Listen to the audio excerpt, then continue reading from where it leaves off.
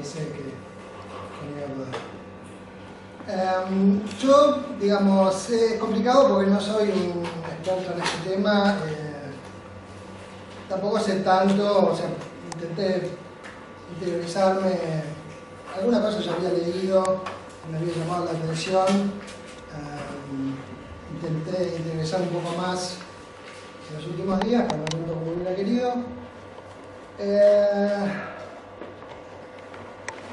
De todas formas, digamos, a ver, de manera más general, voy a hacer una reflexión un poquito más general y después voy a abordar aspectos más específicos. Primero, a mí me parece interesante todo lo de la antropología del cristianismo. Lo que me parece más interesante es verlo como un proyecto de una agenda académica, digamos, ¿no? Como un proyecto de instalación, de reconocimiento de un campo de estudios académico. Más allá de que nos pueda gustar, si está bien hecho, mal hecho, sirve o no sirve, cómo lo hicieron, digo, me parece que está bueno que se planteen estas cosas, estas nuevas agendas, que no se vuelvan así como esta es la moda que hay que seguir, pero cuando se instala, está bueno porque obviamente cuestiona las formas establecidas de estudiar las cosas. Los académicos tenemos suponemos que no, pero tenemos esta tendencia a chancharnos un poco y adaptarnos al orden establecido y a la forma establecida de estudiar las cosas. Así que cuando aparecen estas nuevas agendas, estas nuevas propuestas de campo de estudios, está bueno porque de vuelta hacen cuestionar un poco y repensar con sus virtudes y defectos lo que venimos haciendo, cómo lo venimos haciendo, por qué lo venimos haciendo, etc. Me parece que está bastante bien armado, la verdad que uno puede hacer a Robbins todas las críticas que uno quiere, pero el tipo la verdad labura como una bestia, ¿no? Instala su agenda y tiene varios artículos y es como súper obsesivo. Y tiene gente que lo apoya o gente en la cual él se apoya también para adelantar su agenda. Y me parece como un ejemplo de cómo él quiere instalar una agenda de estudios. Nosotros digamos algo así.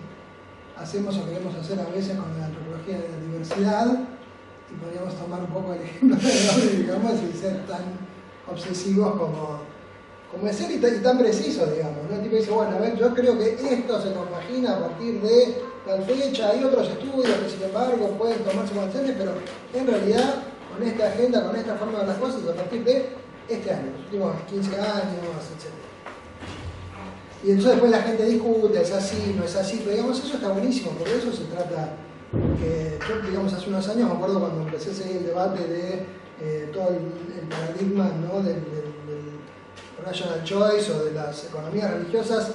Uno puede estar de acuerdo o no con muchas cosas, pero los tipos, digamos, también planteaban las cosas de una forma muy clara, muy fuerte, se oponían a otras formas anteriores de ver las cosas, las criticaban, después había gente que los criticaba a ellos que respondían, y se armaban todas unas discusiones que realmente de eso se trata la academia, ¿no? De seguir ciertos mandatos de forma inconsciente, repetir un poco lo que ya todos sabemos y lo que ya estaba establecido. Así que, digamos, bienvenidas este tipo de debates y de propuestas. Y creo que está muy bueno que nosotros las consideremos, que no nos subamos al carro de Robbins así irreflexivamente, sino decir, bueno, a ver qué es lo que esto nos aporta y sobre todo qué es lo que nosotros podemos aportar, ¿no? Y digo, me parece que antes de decir otra cosa más, antes que me olvide, creo que habría que hacer algún artículo en inglés sobre justamente un poco resumiendo todo lo que se habló acá y cuál es un poco la perspectiva que tenemos de estos temas y qué se puede aportar desde nuestro sur, un poco como lo que hizo Cecilia Marís y Roberta Campos en el que pasó Nico en el grupo, que está súper interesante también. Pero son cosas que no hacemos. Entonces, digo, después nos quejamos que nadie nos cita y que nadie tome en cuenta lo que se produjo en español en el chat, que bueno, loco, si lo produjiste en español. Pero bueno, las condiciones de producción son estas, hay que mínimamente hacer un esfuerzo extra por insertarse en determinados contextos, si no, obviamente que no te va a dar pelota. Yo no tengo ningún problema en seguir funcionando a un nivel más local y entre nosotros y con los brasileños, los chilenos, los mexicanos, papá. Eso está buenísimo también y hay que hacerlo. Pero me parece que si uno tiene alguna posición y cree que realmente puede aportar algo sobre cierto debate, también está bueno tomarse un ratito para hacer ese esfuerzo extra, sobre todo si uno cree que tiene algo importante para decir, digamos, o si uno se siente a veces suficientemente indignado con ciertas cosas que se están diciendo. Claro, pues si uno se queda, es unos colonialistas, no das bola. Bueno, loco, reaccioná, para eso sos inteligente, tenés una voz, tenés un cierto dominio del inglés, que puede ser mejor o peor, pero digamos, se puede hacer, digamos, y creo que deberíamos hacerlo. Creo que a mí algunas cosas que me hacen, digamos, un poco de ruido en general de lo que vi, que seguro que ya mucho de esto se habló esta mañana y mejor, me parece que todas estas reflexiones hablan de situaciones y estudios muy específicos que son bien los estudios, ¿no?, antropológicos en determinados contextos, que está bien, pero digo, hay mucho más que eso, pero la agenda está un poco demasiado modelada en base a esos contextos específicos de estudio. Me parece que hay una esencialización, digamos, excesiva de algunos temas. Por ahí Robbins dice que los acusan de culturalistas, me parece que sí también lo son. Dijo algo que no le prestan demasiada atención a la situación colonial. Bueno, son esas cosas que quizás uno no puede esperar de cierta antropología, pero sí puede esperar que uno desde otro lado sí haga esos aportes y esos cuestionamientos. Y supongo que a los tipos no les va a parecer mal. Porque, digamos, a ellos también les conviene que en todas partes del mundo se hable de esto, ¿sí? O sea, que empiecen a meterse en el tema los argentinos, los brasileños, los mexicanos, digo, obviamente que a los tipos les va a parecer interesante.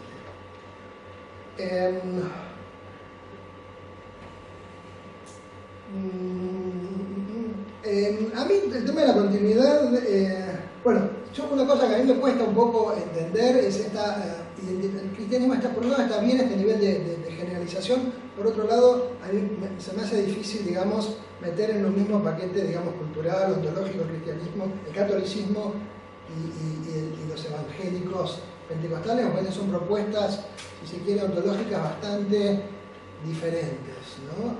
Entonces, sobre todo considerando las variables que ellos consideran importantes, porque me parece que se traducen de forma diferente en los estudios en el catolicismo y en las iglesias evangélicas, pentecostales, obviamente con toda la variedad que hay dentro de estas iglesias.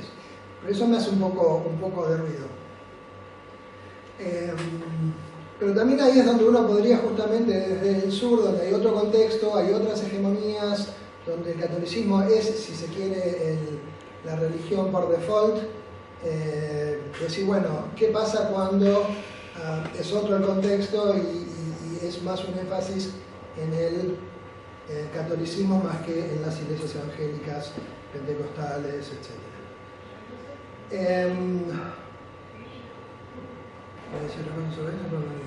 Bueno, no importa. Otra cosa que me parece que también los tipos un poco la pifian, digamos, y leyendo un poco también el artículo de Cecilia Marís y de Roberta Campos, con esto de la continuidad o la ruptura. A veces yo pienso en algunos ejemplos, ¿no? Por ejemplo, esto también yo es algo que más o menos intenté intervenir, no con tanta suerte por ser argentino, en Brasil, ¿no? Que está esta idea de, bueno, pero somos una cultura en la cual hay porosidades y es fácil pasar de un grupo a otro, y esto no implica una verdadera conversión. Digo, cuando con Marita García defendíamos un poco todo el concepto de conversión y veíamos que era lo que la sociología de la región norteamericana había hecho sobre la conversión, que me parece que también otro problema es que la antropología del cristianismo ignora bastante todo lo que ya los sociólogos escriben sobre la conversión.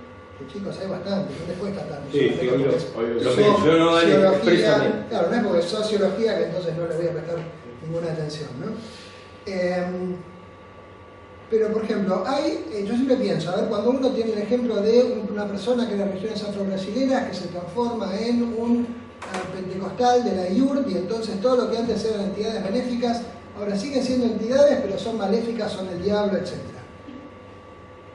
¿Esto qué es? ¿Esto es continuidad o es ruptura? Digo, no puedo decir que si yo antes pensaba, yo me acuerdo una vez estaba en un templo de Candomblé, estábamos con Marita García almorzando con un pai de santo, y de repente cayó una hija de santo, ex hija de santo de él, que se había convertido a los evangélicos, y la nena estuvo como 1 hora y media por reloj o más tratando de predicarle al pai de santo y hablándole en lenguas. Yo creo que el pai de santo no se levantó ni de una piña, nada más que porque estábamos nosotros de visita, que se la bancó como un duque, pero yo tenía ganas de levantarme a ver. ¿No podés estar en tu ex templo 1 hora y media predicando y hablando en lenguas y mostrándole a tu Padre Santo cómo... Digo, ¿eso es continuidad o es ruptura? Puta, para mí era bastante ruptura, digamos, ¿no?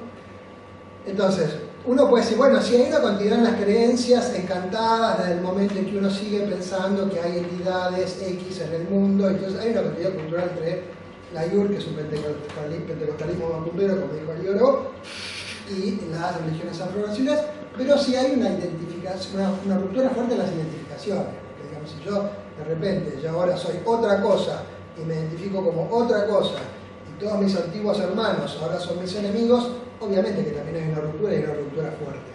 Entonces, digamos, también para seguir algo que vengo argumentando hace rato, una cosa son las identificaciones, pero otras cosas son las creencias y uno no puede identificar. Uno tiene que más o menos especificar de a qué nivel está hablando sobre las cosas. Después, bueno, las agencias locales me parece que quizás no le prestan toda la atención que le debería prestar. Esto está muy bueno en varios de los trabajos presentes. Y quiero hacer algunas reflexiones mínimas sobre los trabajos, me pareció que están muy buenos. Hubiera estado mejor quizás si los dos primeros le prestaban un poco más de atención a cómo se relaciona esto con la antropología del cristianismo, con Miss Agustina. Pero bueno, no importa, ya también podemos ver cómo se relaciona si explícitamente lo hayan hecho, porque obviamente hay una relación. Yo lo que quiero, digamos, una de las cosas primeras que quiero rescatar del trabajo de Mariana es obviamente todo este tema de los linajes evangélicos familiares, ¿no? Los linajes familiares como una parte súper importante de la estructura, si se quiere, de las relaciones de poder, de cómo se estructuran las iglesias.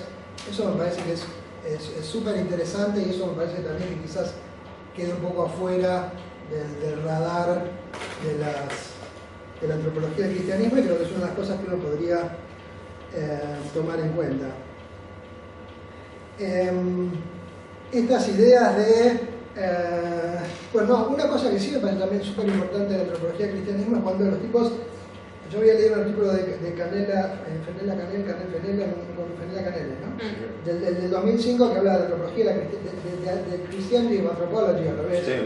Que está muy bueno porque la mina sí muestra cómo, y me interesaban varios de estos trabajos que hacían este tipo de argumentaciones, porque también es algo de lo que yo estoy argumentando en algunos trabajos míos, que es esta especie de presunción por default de ciertos modelos teológicos, organizativos, religiosos, que los usamos como base de nuestro aparato conceptual, sin, ¿no? vía Weber, vía Dredge, etcétera, sin, digamos, cuestionar que estos vienen de una tradición religiosa muy específica y que pueden no ser suficientemente buenos para dar cuenta de la diversidad religiosa que hay. Y bueno, eso es una de las cosas que argumento en unos últimos artículos que hice.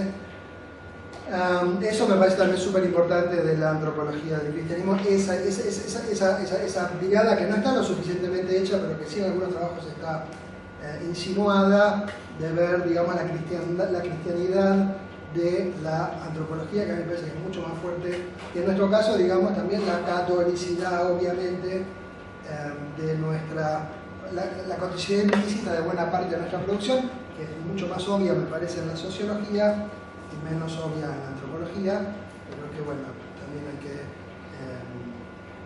tomar en cuenta eso.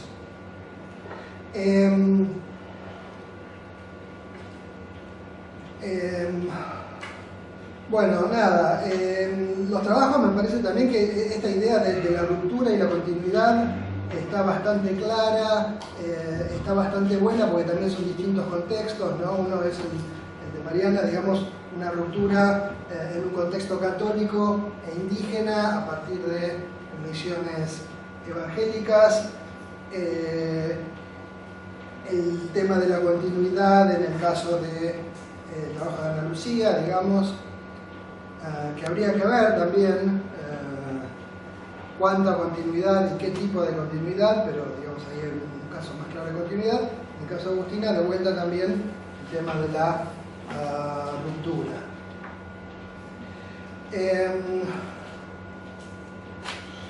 Me gustó también del trabajo de Mariana todas estas multivariables, ¿no? Es un análisis multivariable que muestra varias fuerzas modernizadoras en acción, que no sería solamente, digamos, ciertas ideologías religiosas, sino también está la expansión del capitalismo. Eso es un análisis bien, me parece, como más situado localmente, la expansión del capitalismo, la Estado-Nación, cómo los distintos grupos étnicos responden, vectores de modernización como el ferrocarril, esta cosa de decir, bueno, veamos cuál es la situación, el contexto local y cómo distintas otras variables que no solamente la cultura local y la cultura del cristianismo, sino toda esta inserción en una situación que no se llama la colonial, pero no es una colonial, pero digamos, sí obviamente es una situación de desbalance, de asimetría de poder. Sobre el texto de la Nación yo tengo algunas dudas. Está súper interesante lo que hiciste y me parece que está bueno y es muy necesario que le prestemos más atención a la interrelación entre salud y religión, sobre todo de una óptica más religiosa, porque la gente que está haciendo ese laburo lo está haciendo del lado de la terapia y entonces la religión pasa a ser así como una especie, pasa a estar subsumida demasiado en la terapia, y si uno lo hace desde la antropología de la religión, le sigue prestando atención a lo religioso y no tanto a la terapia. O sea, como que equilibra un poco más las dos fuerzas. Yo te diría que tengas cuidado con un par de cosas. Me parece que uno es el lugar donde estás recolectando los datos. O sea, me parece que como estás recolectando los datos en dos ambientes católicos, eso te da una visión un poquitito parcial de la visión que vos estás dando, una visión muy católica, si se quiere. Y le estás asignando demasiada pasividad y control al sistema biomédico, que creo que si uno, por ejemplo, viera... ¿Pasividad? Pasividad, claro, cuando vos decís, haces el esquema comparativo, bueno, de este lado hay agencia, de este lado hay pasividad. Si vos hicieras investigación en, por ejemplo, redes de pacientes, de médicos, de no sé qué, no supongo por algún motivo haber caído en grupos de discusión de determinadas cosas médicas, los tipos también son bastante activos en cuanto a los consejos que se pasan, a quién tenés que ver. Lo que pasa es que vos eso, vos estás agarrando los datos del otro lado, es como que la gente cuando los antisectas que dicen, las sectas son todas malísimas, y bueno, sí, pues vos estás agarrando todos los que llegan a la fundación antisecta quejándose de las sectas. La población de los tipos está absolutamente desbalanceada, como si tuviera una fundación para malpraxis médica y entonces después digo, los médicos son todos una mierda, pero claro, yo recibo todas las quejas, no recibo nada de lo bueno. Entonces, me parece que también puede haber un poco más de agencia en el uso de la medicina que lo que vos le estás dando por los tratamientos de ese lado. Por ejemplo, cuando vos decís, esto fue muy claro, también de vuelta haces la comparación, que está muy buena, cuando vos pones ritual. Y ritual del lado médico no hay nada. Sí, después que lo terminé de hacer dije, sí. Y está lleno de estudios de antropología médica que te muestran toda la ritualidad en el encuentro médico-paciente, etc. Entonces, me parece súper interesante también en el trabajo, para ver el tema de continuidad, etc. En el San Ramón, que ya me dan ganas de ir a San Ramón, si se puede 31 a sacar fotos. Los 8 curas, ¿no? Y esa tensión que tiene que haber ahí, que eso también debería ser explorado más, entre lo mágico y lo médico y lo institucional. Porque, digamos, los tipos tienen que lidiar con la medicina y obviamente tienen que lidiar con las expectativas mágicas de las mujeres que van a ser mucho más mágicas. Ellos están como ofreciendo religión y un poco de magia, pero lo ven más como religión y menos como magia, cuando probablemente la gente lo vea más como magia. Entonces, esa tensión me parece que está buena también y podrías explorarla un poco más.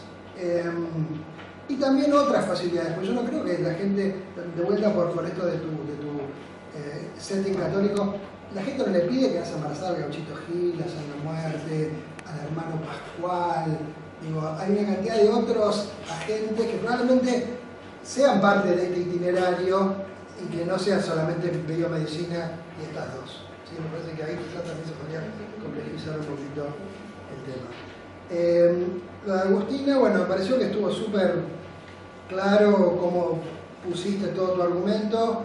Algunas dudas que me surgen es, cuando vos dijiste Nayik, camino y distintos caminos, ¿cómo vos sabés que esos caminos que vos identificás son parte de la noción nativa de Nayik o de camino? ¿Sí? O sea, ¿cómo un poco podés vos saber que el camino no es solamente el camino del Evangelio o el camino mágico, sino que también incluye la cultura, incluye todas las variables que vos pusiste?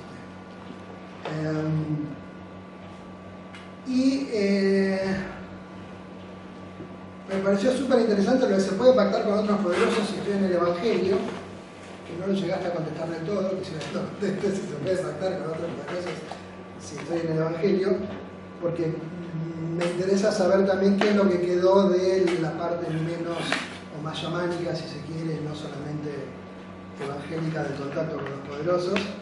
Y cuando vos decís para los Mocoy ser modernos es, o la modernidad para ellos es, ¿cómo vos identificás lo que sería la modernidad para ellos o qué es para ellos ser moderno? Porque no creo que ellos hablen obviamente en esos términos, con lo cual vos estás haciendo algún tipo de traducción de algo que ellos hablan, implica para mí la noción de modernidad o ser moderno. ¿Entendés? O sea, ¿cómo vos sacás que para ellos la modernidad es tal cosa, ser moderno es tal cosa, cuando no creo que ellos hablen en esos términos? Y otra cosa que me quedó también es esto del Evangelio en la textura de la vida cotidiana. Me parece súper interesante, pero los ejemplos que diste son los de los pibitos jugando y papá. Es un súper ejemplo, pero digo, si salimos de ese súper ejemplo, ¿qué otros ejemplos más no tan obvios hay en la vida cotidiana y que sean quizás más frecuentes? ¿Sí? Bueno, nada, para terminar hay que hacer el artículo en inglés.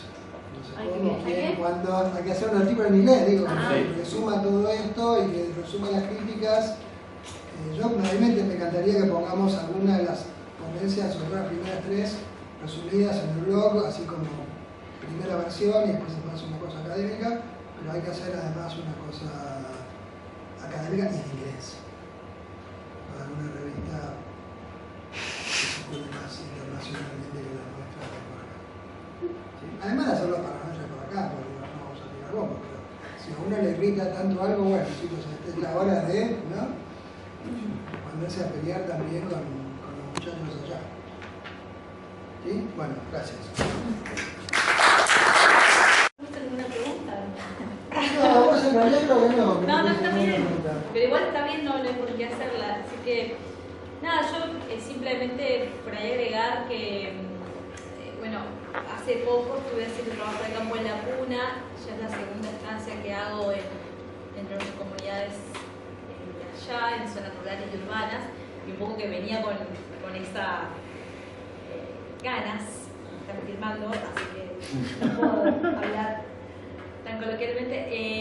Tenía ganas de comentar algo de eso, tenía ganas de comentar algo de ese viaje y bueno, entonces un poco que de manera algo cruda me animé a presentar estas dos fases de un mismo proceso, la parte de la guaraní que bueno, que está en el libro, que está en otro capítulo del libro más, que está en 2 artículos que andan dando vuelta por ahí, entonces como que si bien son de reciente publicación, como que bueno, uno ya se siente que se desembarazó un poco de eso, de los guaraníes en el ramal y estos procesos de pasión evangélica, entonces quería un poco mostrar esto de tierras bajas, tierras altas, el movimiento de los hermanos libres, y también como yo sé que por ahí, bueno, hay todo un sistema de citas ahí que por ahí no es tan fácilmente explicitar en la exposición y que refieren, como dijo Alejandro, a un campo muy particular que tiene que ver la gente, los historiadores, los etnólogos y hasta, no sé, arqueólogos que estudian estos espacios, ¿no?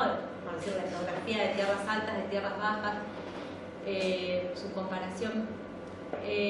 Pero me parecía que era importante también volver con esto que parece como muy obvio, que es la cuestión de sí, lo dijeron ustedes en la primera parte, ¿no? La expansión capitalista, la ampliación del Estado Nacional, etc.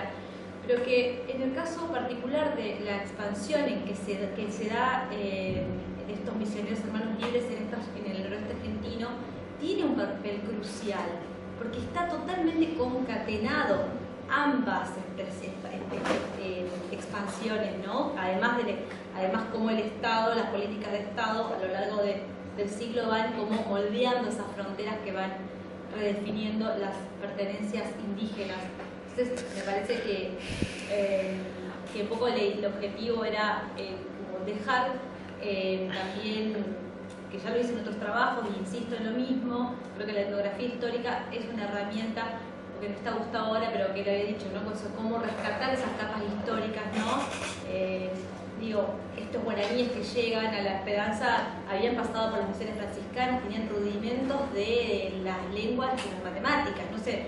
Entonces, sí, los misioneros hermanos libres tenían terreno librado para misionar en Mina Pirquita y lo hacían mediante el colportaje, era porque estos grupos del altiplano habían accedido también a los rudimentos de la escuela normal.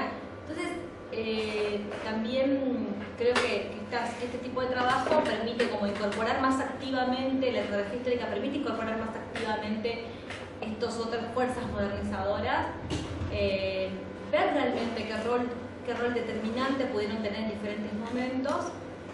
Creo que en el caso de este grupo de los hermanos libres es como evidente eso y bueno, evidente para mí, lo quiero compartir, lo quiero mostrar. Y bueno, y ahora, por supuesto, seguir trabajando y terminé con algunas cuestiones que lo único que hay, no sé, el tema de continuidad y ruptura y por supuesto que no hubo tiempo ni espacio para hacer como una reflexión en términos de la antropología de la religión, pero me parece que justamente por estas capas históricas que además son mucho más profundas de lo que podemos decir, no sé, misiones franciscanas, es que creo que continuidad y ruptura con qué, ¿no? O sea, básicamente, lo que sabemos de los grupos, particularmente los guaraníes o de comunidades llamadas o identificadas como collas del altiplano, ¿qué es lo que sabemos de ellos? Y lo que sabemos de ellos son construcciones también, son las construcciones que hicieron Eric Boman, en fin, los etnógrafos suecos. Lo que quiero decir es que es difícil, como me parece que es una dicotomía un poco falsa en la antropología, donde justamente estamos dialogando con constructores constantes de alteridad, nosotros también estamos haciendo eso. Entonces creo que en el caso de la idea de los linajes, me parece que es interesante porque ahí hay un lugar donde se conectan los misioneros, un lenguaje de los misioneros con los lugares donde evangelizan, con los grupos en particular, y me parece que lo que hay, no sé si es ruptura o en todo caso hay una ruptura quizás de, vaya a saber de qué idea que nos hacemos de lo que es colla o lo que es guaraní, pero más allá de eso lo que creo que hay es un espacio de mediación cultural, no en los términos que lo plantea Paula Montero y otros más, donde lo que uno puede ver ahí, bueno, es una traducción cultural, como ellos toman para sí, transforman algo y de esa manera también transforman el evangelio que uno ve en esos lugares que es tan diferente.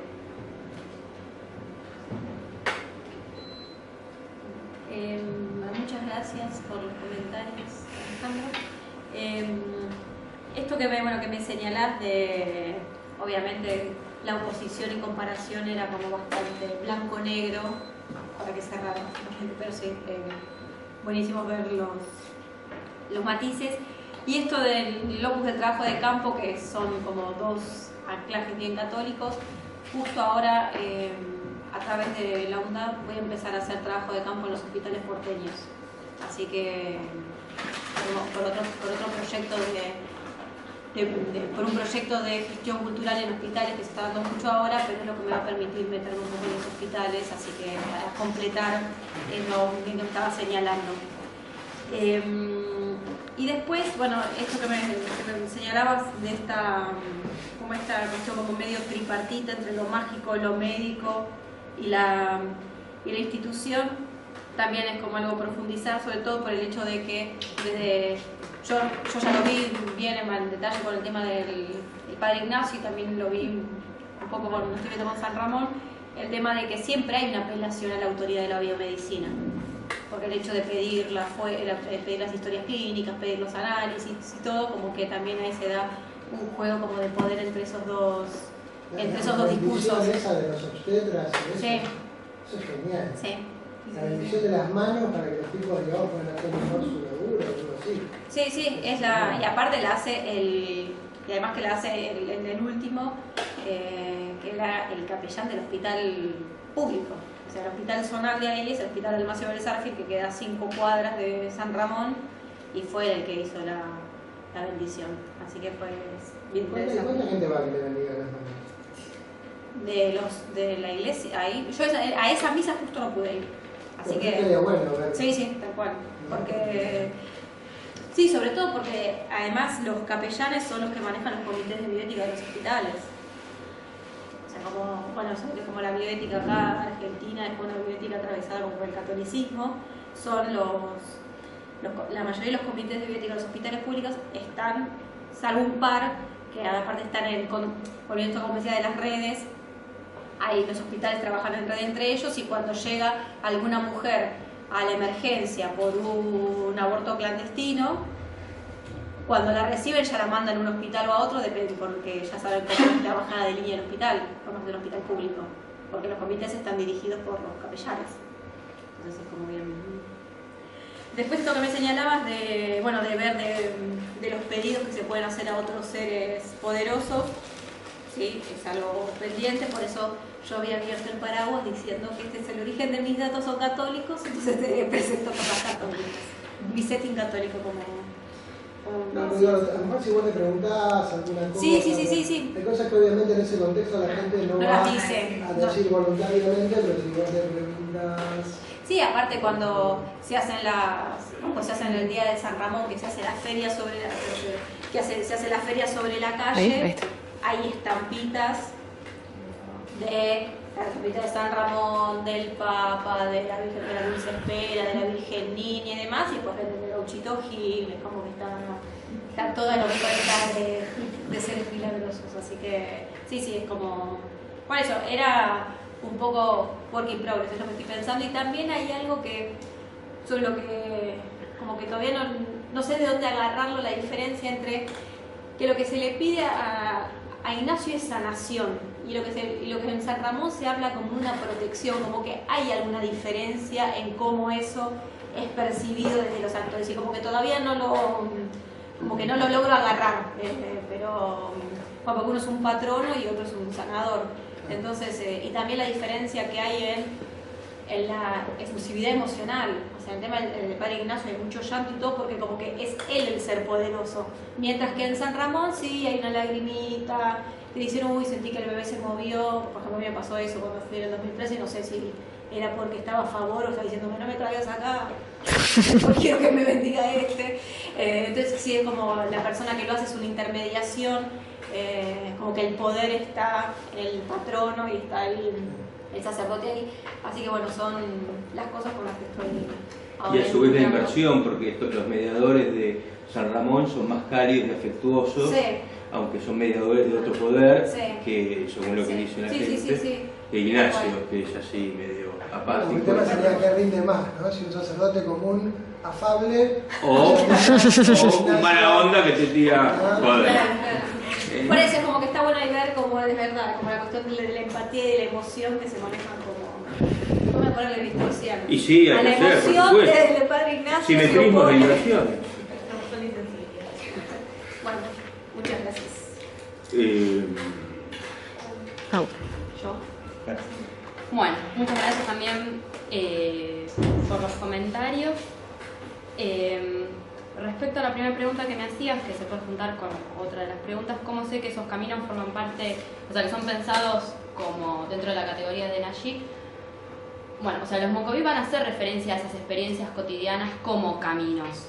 Cuando recorran el Evangelio van a hablar del camino del Evangelio, cuando hablen de la política van a hablar del camino de la política. Quizás en el que me tomé una licencia un poco más poética es en el camino de la cultura, porque sobre todo van a hacer referencia al camino de los maestros bilingües e interculturales. Yo lo llamé cultura como para poder agregar más elementos dentro de esta experiencia Mocoy, y justamente ellos en ese recorrer van a estar permanentemente debatiendo qué es ser hoy aborigen y cómo construir una idea de lo que es hoy ser mocoy.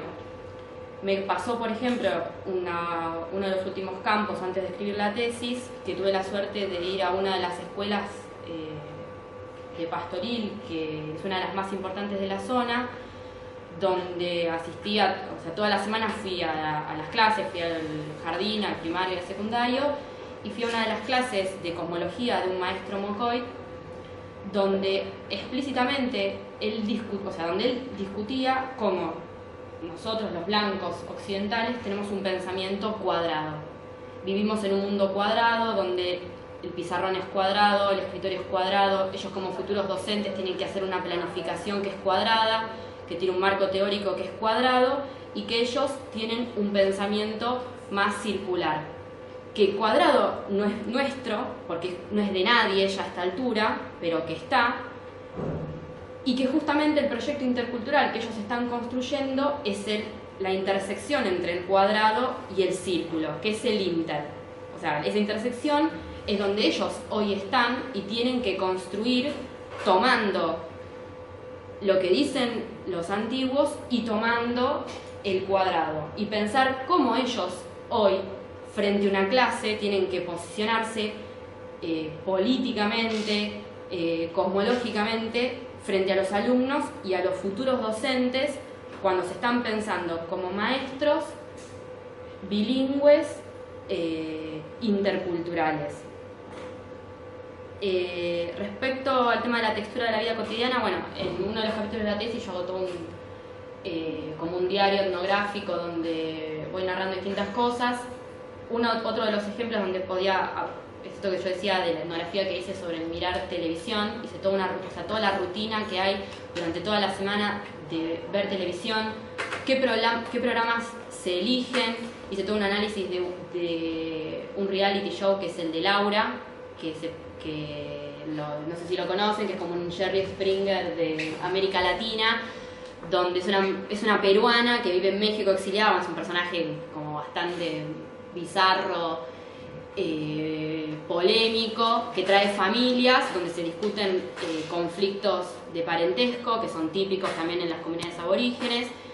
Laura es católica, pero apela a un lenguaje cristiano que resuena con los mocoy. Entonces los hombres veían una cosa, las mujeres veían otra cosa, pero a las 5 de la tarde todos veíamos Laura y todos debatíamos. O sea, hay uno que encima yo dije, me lo mandó Dios, ¿sí?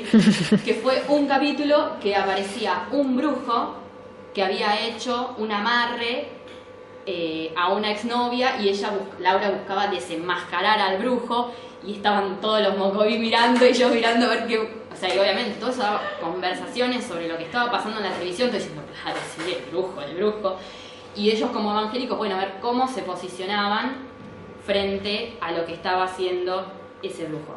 Si se puede pactar o no con otros poderosos, no hay una respuesta. Algunos mocoy te van a decir que sí, otros mocoy te van a decir que no, pero van a pactar.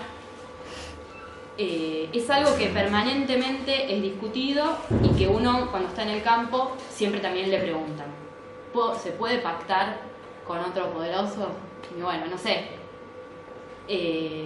¿Para quiénes serían esos otros poderosos? De un chamán, un pioganak, los católicos, o sea, los evangélicos van a estar mirando cómo los mocoví católicos pactan con una virgen, con un santo, con el Espíritu Santo, distintas entidades que tienen poder.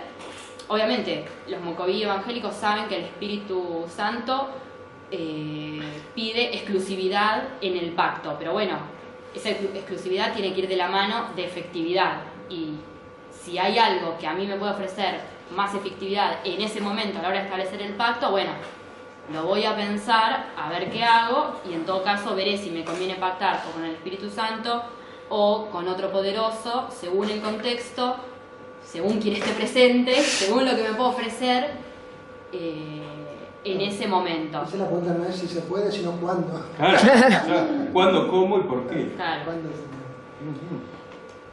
Pero bueno, eso. Así que, gracias. Bueno, la idea es ahora